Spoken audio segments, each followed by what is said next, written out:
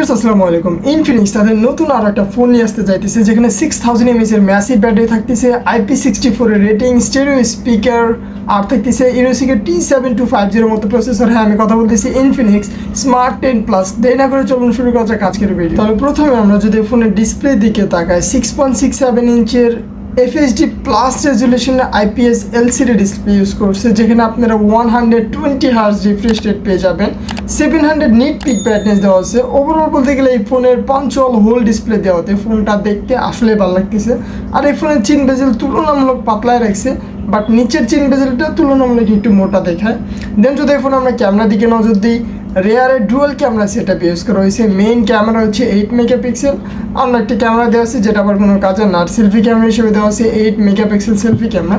Overall এই ফোনের camera average quality বলতে পারেন। দেন এই ফোনের যে জিনিসটা বেশি ইম্পর্টেন্ট বা হাইলাইট করা হচ্ছে সেটা হচ্ছে এই ফোনের ব্যাটারি। 6000 mAh ম্যাসিভ ব্যাটারি পেয়ে যাইতেছেন এই ফোনের সাথে পাইতেছেন 15 ওয়াটের চার্জার। মানে এই ফোন দিয়ে আপনারা একটানা 2 দিন মেবি এই ফোনটা চালাতে পারবেন উইদাউট হ্যাজেল। আর এখানে প্রসেসর হিসেবে দেওয়া হচ্ছে ইউনিসিকের T7250 প্রসেসর, বা আপনি বলতে পারেন মিডিয়াটেক Z81 এর মতো প্রসেসর এটা, যেটাতে আপনি 2D গেমগুলো স্মুথলি খেলতে পারলেও 3D গেমগুলো হয়তো একটু হ্যাজেল হবে। বাইরে এখানে কিন্তু IP64 রেটিং দেওয়া আছে। আর এখানে থাকতেছে স্টেরিও স্পিকার।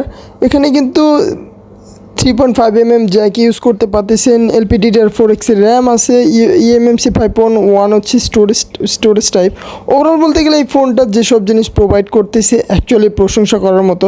বাংলাদেশে মেবি এই ফোনটার দাম 12,000 টাকার আশপাশে হতে পারে।